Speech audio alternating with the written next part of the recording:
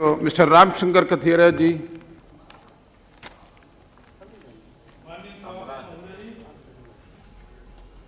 मैं जम्मू कश्मीर में जो 2 केंद्रीय विश्वविद्यालय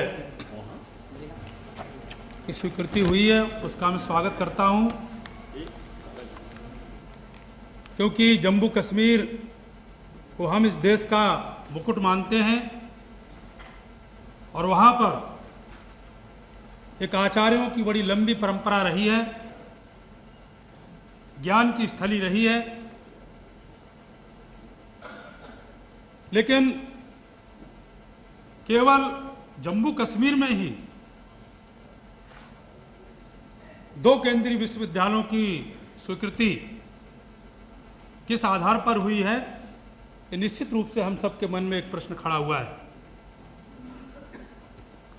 अभी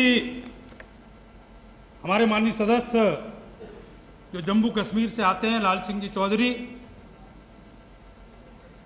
उन्होंने इस बात को कहा कि जम्मू कश्मीर को मुखर्जी से लेकर राजनाथ सिंह जी ने समाप्त किया है, खराब किया है। मैं कहना चाहता हूं कि प्रस्ताव के समर्थन की बात थी तो केंद्रीय विश्वविद्यालय पर उनको बोलना था, लेकिन उन्होंने पूरी तरह जो कुछ बोला,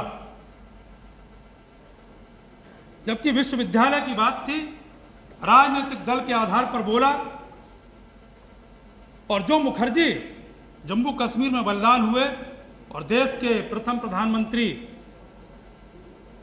माननीय जवाहरलाल नेहरू जी ने जिनको मंत्री बनाया था और उनका नाम लेकर के जिस प्रकार से उन्होंने टिप्पणी की, मैं मानता हूं कि सदन की उन्होंने गरिमा का ध्यान नहीं रखा। माननीय मंत्री महोदय जी से मैं ये भी पूछना चाहता हूं, जैसा सभी सदस्यों ने बोला है कि पूरे देश का चिंतन होना चाहिए था, समग्र चिंतन यदि होता तो मैं मानता हूं कि केवल जम्मू कश्मीर में 2 विश्वविद्यालय ही नहीं बल्कि पूरे देश में जो प्रस्ताव आए हैं वो सारे के सारे विश्वविद्यालय की स्वीकृति माननीय मंत्री जी इस समय करते तो मुझे लगता है कि बहुत अच्छा होता। सभापति महोदय, मैं ये भी कहना चाहता हूं कि वर्तमान में जो देश की शिक्षा प्रणाली है, जैसा अभी माननीय सदस्यों द्वारा विषय आया है कि बहुत सारे देश के विश्वविद्यालयों में अभी तक फैकल्टी की बहुत बड़ी कमी है। और मैं ये भी माननीय मंत्री जी से चाहूंगा कि पूरे देश भर में कितनी कमी है, और इसमें भी दुर्भाग्य की बात यह है कि अभी तक पूरे देश में जो एससी और ओबीसी का कोटा है, पूरे देश भर में एससी के प्रोफेसर और शिक्षक आप उंगलियों पर गिनने को मिलेंगे। अभी तक आरक्षण का पूरा कोटा विश्वविद्यालय में नहीं भरा गया है। ये कब तक भरा जाएगा, ये भी मैं माननीय मंत्री जी से निवेदन करूंगा। हमारे देश के अंदर विश्वविद्यालयों को बाहर से आमंत्रित किया जा रहा है, उसका स्वागत होना चाहिए, हम स्वागत करते भी हैं, क्योंकि शिक्षा का विस्तार और प्रसार जितना हो वह देश के लिए अच्छा है। लेकिन मैं ये भी मानता हूं कि हमारे देश की जो संस्कृति है, कई हमारे देश में जिस प्रकार के जो नए नए होटलों में इंस्टीट्यूट खुल गए, नए नए भवन खड़े हो गए, जो शिक्षा ज्ञान का केंद्र था, आज वो पूरी तरह के व्यवसाय के आधार पर और पूरे देश के अंदर जो नए नए संस्थान खुल गए हैं, वहां पर किसी प्रकार का कोई नियंत्रण नहीं है। आज उन संस्थानों में गरीब बच्चों का प्रवेश होना बहुत मुश्किल है। वो गरीब बच्चे कैसे वहां पर प्रवेश लेंगे, कैसे पढ़ेंगे, ये देश के लिए चिंता का विषय है। देश में सामाजिक समरसता स्थापित हो, समान शिक्षा सभी को मिले, ये अधिकार सभी को है, लेकिन जिस प्रकार की शिक्षा व्यवस्था है, इस व्यवस्था में मुझे नहीं लगता है कि कहीं जो गरीब बच्चा है वो अच्छे स्कूल में, अच्छे संस्थान में पढ़ करके और अच्छे स्थान पर पहुंच सकता है। और जब तक गरीब सबसे नीचे समाज का बालक पढ़ करके जब ऊपर नहीं जाएगा, तब तक मुझे नहीं लगता है कि देश में समानता और सामाजिक समरसता स्थापित होगी। इसलिए आवश्यक है